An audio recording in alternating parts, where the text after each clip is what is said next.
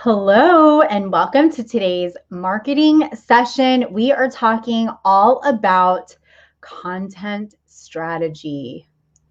This is one of the biggest, the most important topics that I can probably share with you when it comes to building a business that is magnetic and that has value, purpose, and intent, especially as a solopreneur or an entrepreneur with a small team. So, welcome. If you are brand new, I'm so happy that you have found me. And I hope that you're ready to take some notes. If you're watching this on the replay, make sure to also grab that pen and paper and take some notes because I think what I'm going to share with you is going to give you a really great strategic plan moving forward if you feel like you are content dumping. So before we get started, first, I'd love to know, on a scale from 1 to 10, how important do you feel content is to your business, especially to your business when you're showing up as a personal brand? Let me know. Drop that number down below, 1 through 10. And don't be shy, please. Even if you're watching this on the replay, drop any comments down below, any questions. I am here to answer them. So if we haven't officially met before, my name is Gina Tassinelli, and I am the creator of Stylishly Branding with Gina, as well as the owner and founder of Hype Media, which is a social media marketing agency. We support small businesses, medium-sized businesses with done-for-you services that include lead generation, Facebook ads traffic, Instagram ads traffic is really our specialty, as well as content creation and so much more. But my passion is working with female entrepreneurs one-on-one and inside of my Splash Marketing Collective to help you define, elevate, develop your personal brand and use the same strategies that we use as an agency.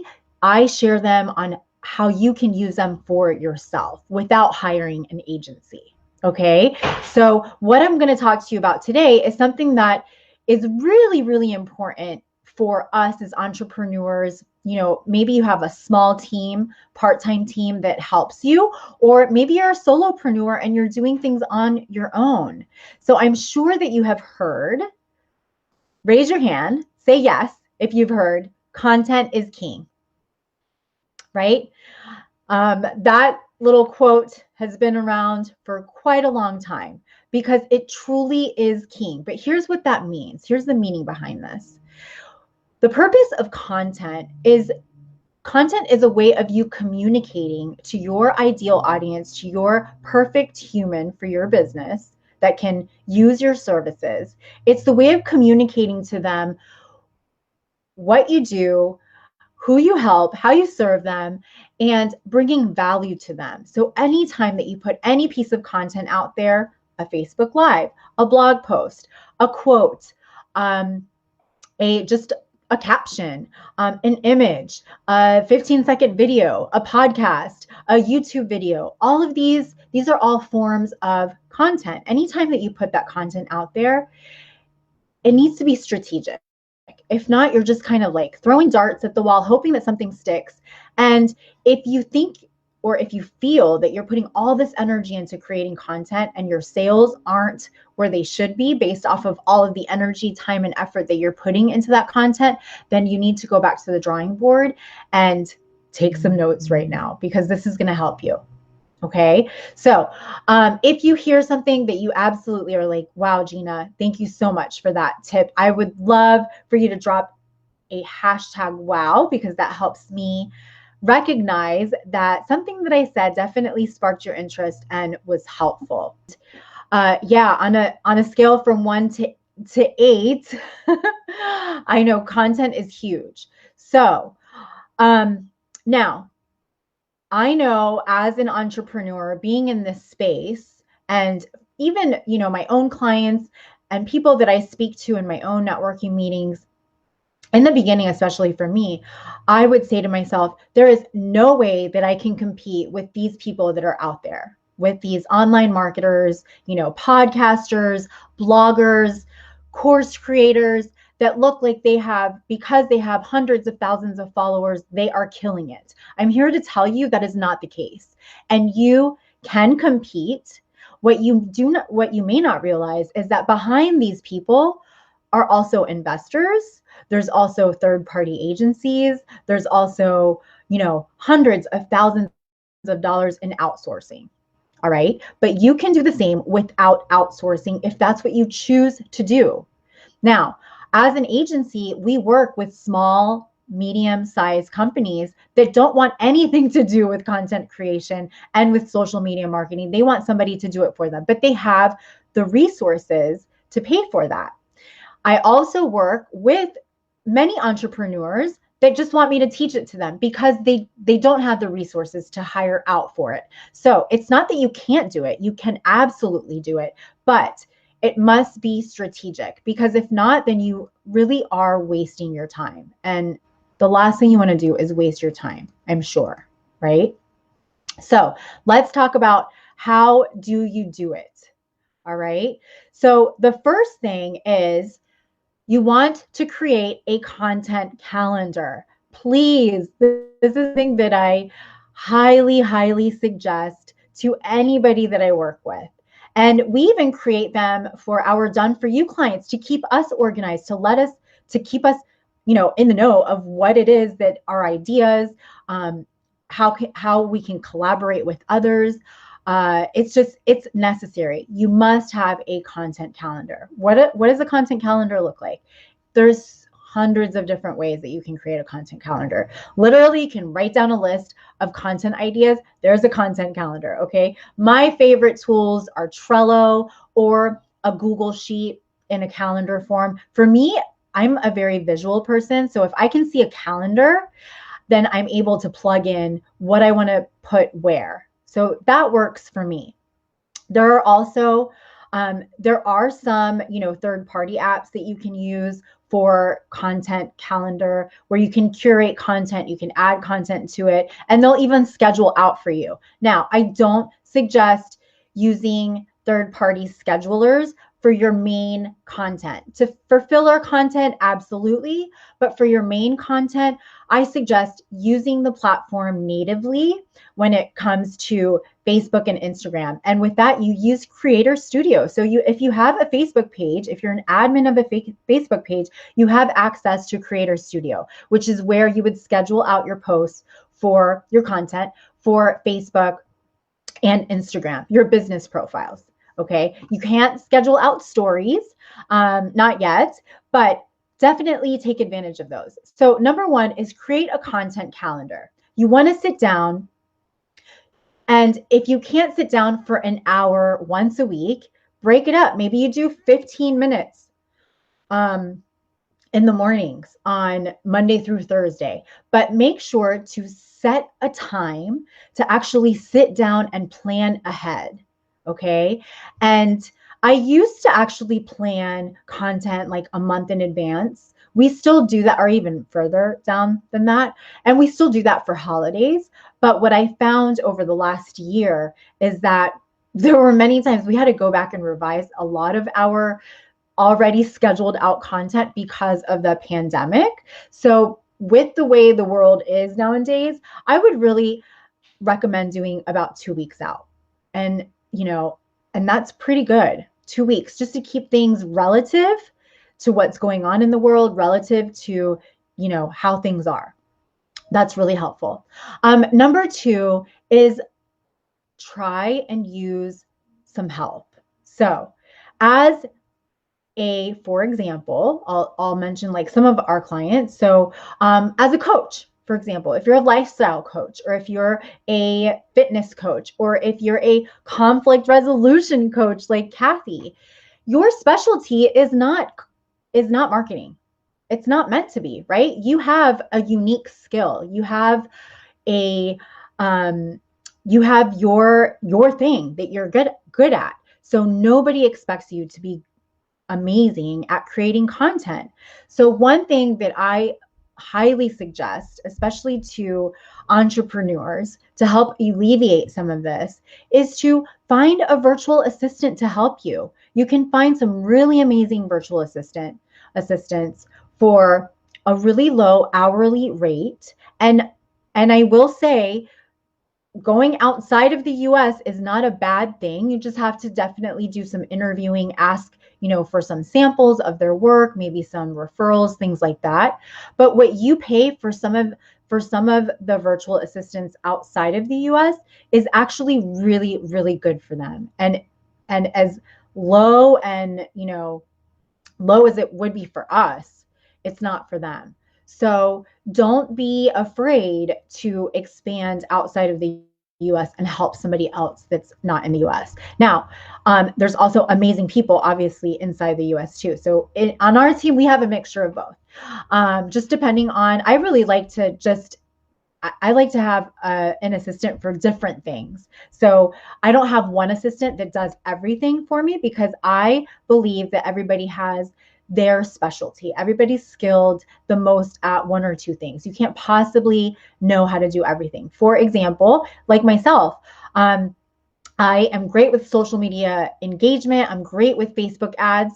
However, there are some things on the back end that I have somebody else do because they're so much better at them, and I can recognize that. So try and leverage some help, okay? And you can really do that with minimal costs. In the end, honestly, it pays off. What you're doing is you're leveraging time. So it's either you're paying for your time and you could be losing clients here if you're not servicing them well, not paying attention enough to them because you're working so hard at these other things that aren't your thing.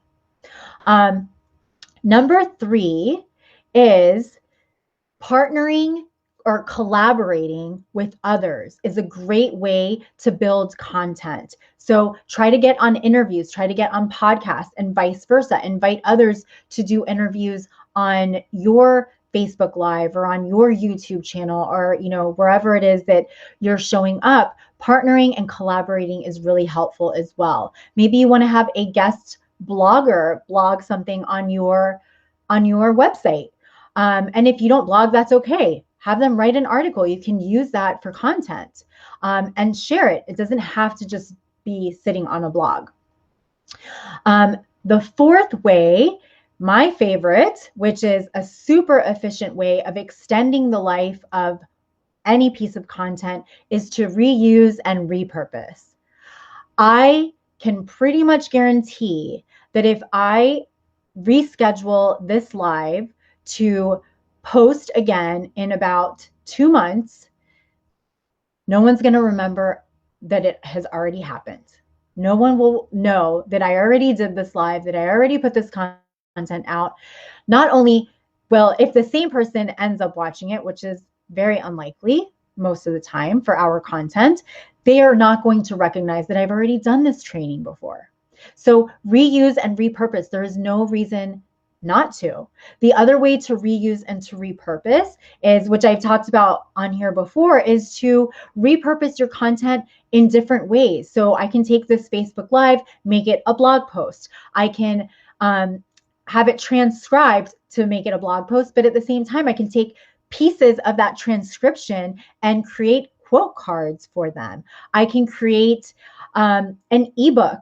I can probably create a checklist of a content strategy checklist just from what I'm talking about today.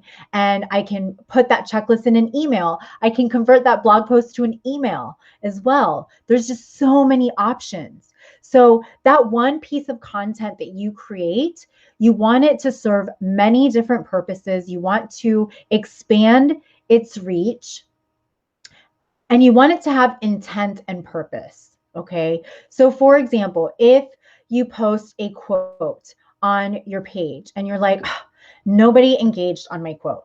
Well, if you just posted the quote, you didn't ask for anybody to do anything, so we can't really expect them to engage. So if you wanted something else to come out of that quote, maybe say something like, does this resonate with you? Or on a scale from 1 to 10, do you feel this way? So we have to also give call to actions. And every time that we put a piece of content out there, we have to think about what is it that we want to get in return for that. If we're offering a piece of content to somebody, and hopefully it has value and intent, and it's going to serve a purpose for them, and you're thinking, oh, but nobody did anything with it. Well, what is it that you wanted to get out of it? So think about your purpose as well. First, think about the purpose of the content for them, how it's going to help your ideal client, your ideal audience. And then what is it that you are hoping to get out of that, of their action from that intent, from that purpose. Okay. Let's see. Any questions? And if you're watching this on the replay, don't be shy. Ask me anything while I'm on. I would love it. Okay. The next one, I think we're on number 5. So you want to cover lots of different topics, or lots of different angles based off of one topic. So I'm going to give you 2 really helpful ways of creating content so that you can cover all those angles. One way is by asking yourself, or you could even ask your audience, or collect 20 questions that your ideal client would ask you. What are these like top questions that you feel people want to know about in regards to what it is that you offer, or your services? You know, like for example, me, I get asked all the time, how do I build a personal brand? How do I show up as a personal brand? How do I run Facebook ads? How do I increase my leads? How do I go live on Facebook? Write down at least 20 questions that your audience would ask you, and then type out the answers to those. And now you have 20 at least pieces of content. Okay. Now, how you provide those answers from those questions, it could be in a Facebook Live, it could be in a blog post, it could be in a podcast, it could be on an image, like give some tips. It could be, what else am I missing here? It could be in a checklist, it could be a document, it could be in an email. So from that one answer that you gave, you have all of these different ways of answering that question. Okay, so that's one way. Another way that I love to teach is doing like a content map.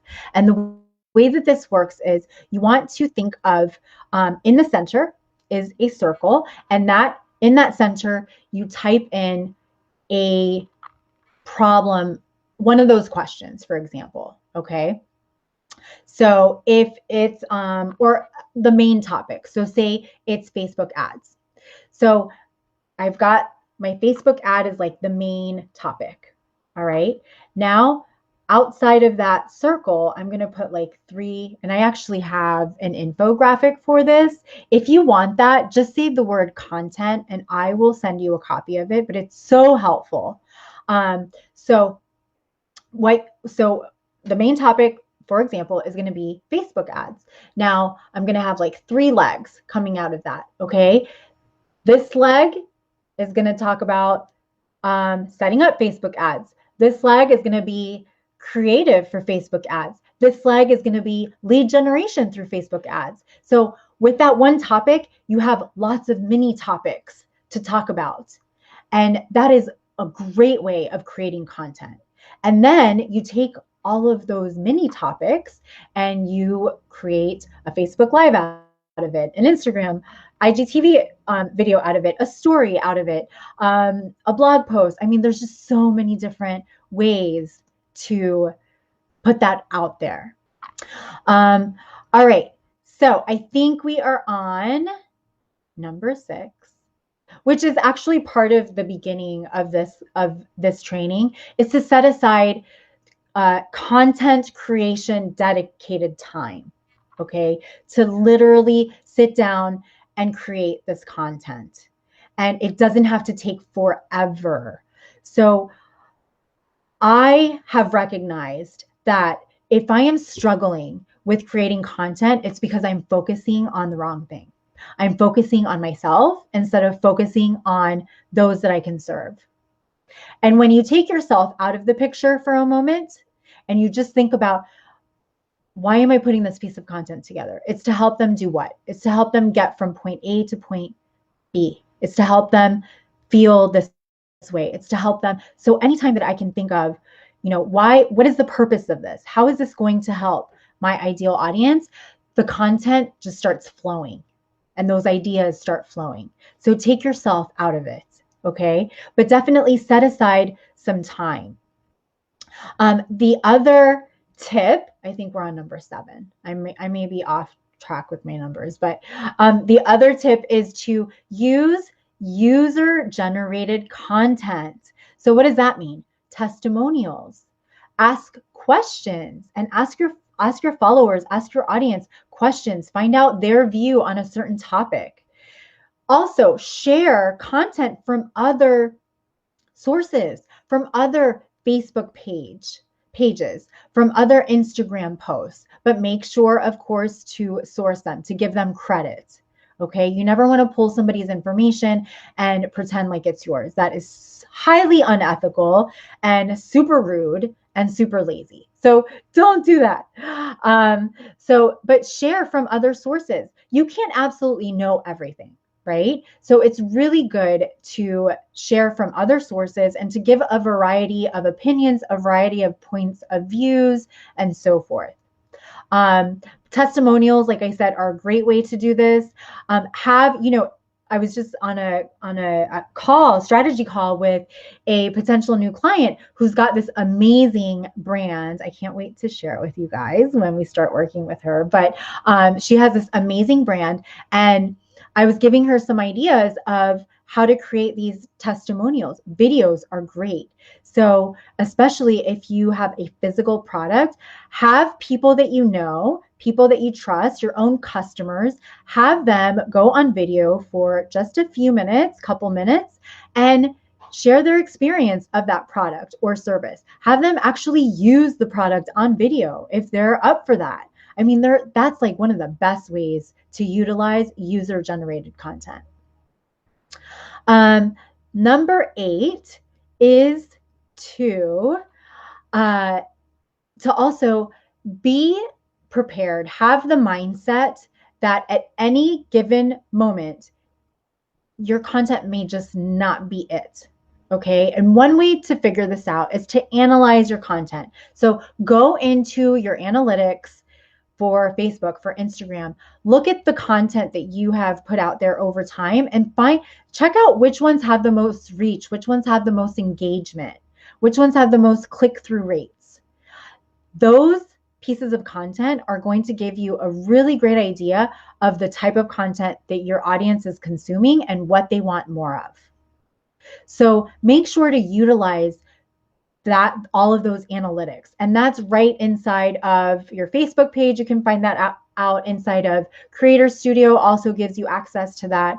But that's also really important to really gauge what the content that I'm putting out there, what is working, what is sticking, what is not. And what you see that's sticking, you want to do more of that. The last thing actually that I was going to mention is, if you don't want to be a slave of creating content, in addition to all of these tips that I just gave you, recognize that running a business, a true business, takes some investment. Okay. And I will tell you from my own experience as an entrepreneur, as a former solopreneur, that a strategized paid traffic campaign, especially on social media, will go a long way. But it's got to be done right. It's got to be done with strategy. It's got to be done with intent, with purpose, without just throwing money out there, hoping that it sticks. Okay, so I look forward to it. Feel free, again, if you're watching this on the replay, drop any questions down below. And if we've never jumped on a call together, take advantage of me for 30 minutes. I walk you through how to accelerate your personal brand. So just say splash and we can coordinate a time. You get 30 minutes free with me. It's highly impactful. And I share with you some ways to help you optimize what you're currently doing and how you can optimize in the future. And just to really show you, where you can go from here. So I'd love to do that with you as well. All right. I'll see you guys next week again, right here on Thursday at 12:30 p.m. Eastern Time. Have a fabulous rest of the week. Bye.